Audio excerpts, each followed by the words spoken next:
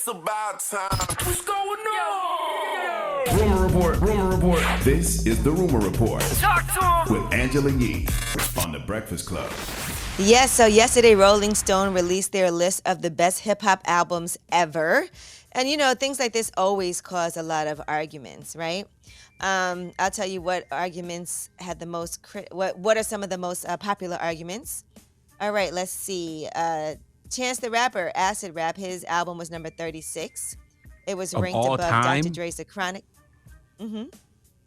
Of all, you mean when you say all time, you mean I was born in 1978, so that whole time. All time, yes. So Acid Rap was ranked above Dr. Dre's The Chronic. Also, Kendrick Lamar's Damn album, which was number 60. Good Kid, Mad City was number 38. Kanye's College Dropout was number 52 on the list. And the Slim Shady LP was number 85 on the list. Okay, Cardi B's Invasion of Privacy is number 16 on the list, ahead of Nas's Illmatic, which was number 24. Jay-Z's Reasonable Doubt was number 26. And Tupac's All Eyes on Me was number 29. And Doggy Style from Snoop Dogg was number 35. I can tell you without a shadow of a doubt, Acid Rap is not better than The Chronic. And that's not an age thing. That's just a sonic music thing.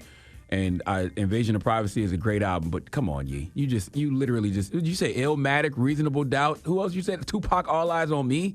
They did that. I mean, whoever did that list is just trying to get engagement. engagement. But I will say, all right, so do you want to hear the top 10 on the list?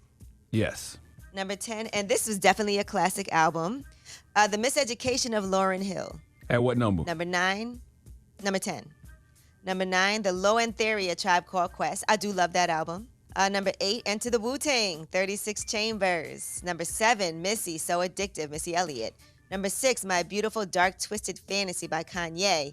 Number 5, To Pimp a Butterfly, Kendrick Lamar. Number 4, It Takes a Nation of Millions to Hold Us Back, Public Enemy. Number 3, The Blueprint, Jay-Z. Number 2, Stankonia by Outkast. And number 1 on the list, Brooklyn's own Notorious B.I.G. with Ready to Die. Yeah, I'm not mad at that top 10 at all. I mean, you know, whatever order you want to put any of those albums in, I'm with it. The only thing I would say is that I feel like it's a lot of Southern bias because, you know, I love Outkast. Outkast should definitely be in the top 10. But what about, you know, an album like Goody Mob Soul Food? What about, you know, Scarface, The Diary?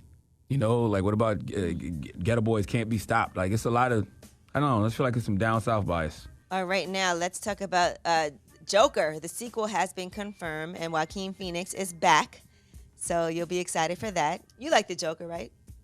Oh, I did. I love the first Joker movie. And I like the DC movies about the villains way better than the heroes. But the first Joker was awesome because it was a movie that really talked about, you know, mental health issues and bullying.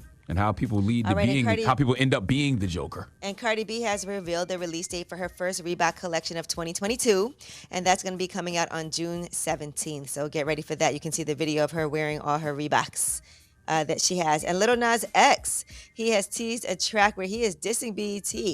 And remember we told you he was upset that he was not nominated at the BET Awards. And so he posted Late to the Party featuring Youngboy coming soon. And then he posted FBET, FBET, and here's that snippet. Oh, BET. Lick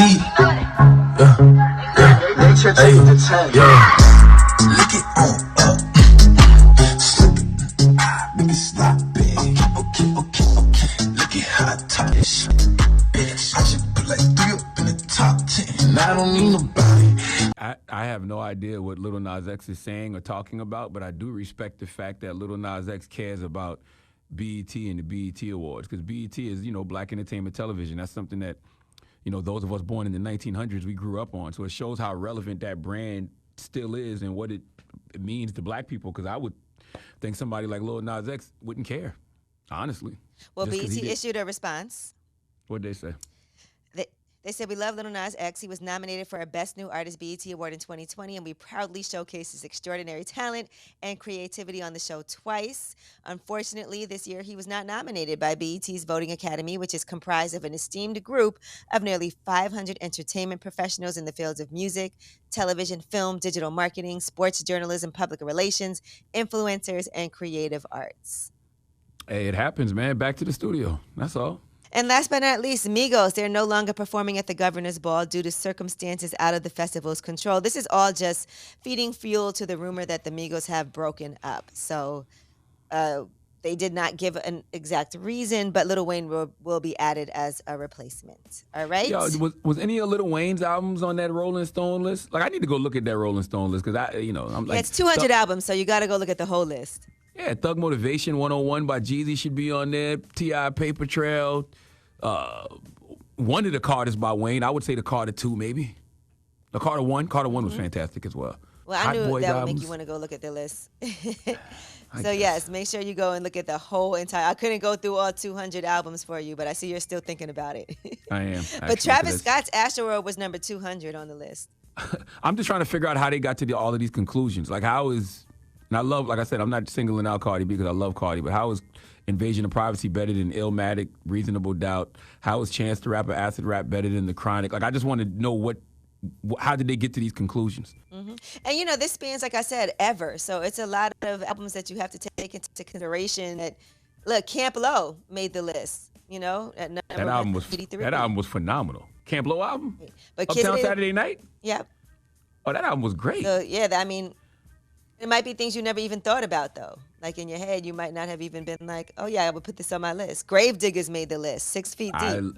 I enjoyed that album, too. I love the Gravediggers album. What are you talking about? 6 Feet Deep is phenomenal. Like, come on. Mm-hmm. Like, Constant Elevation. So what I'm That's saying one of my favorite is, records. It's so many different time periods. I mean, Flo Millie's on there. Her album came out in 2020. Her debut mixtape, Ho, Why Is You Here, is on the list. You got to go look at the whole list. So I think always sparks conversation.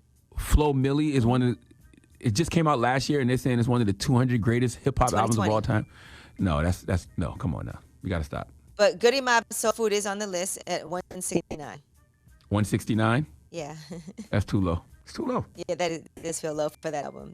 UGK, they're on the list too for Super Tight. But, just go, like I said, Rolling Stone, top 200 hip-hop albums. All right, I'm Anna Yee, and that is your report. All right, and I guess the People's Choice Mix is up next, even though Envy hasn't been here all week long. But somehow he still gets the mix in, It's a shame. He won't let me do it.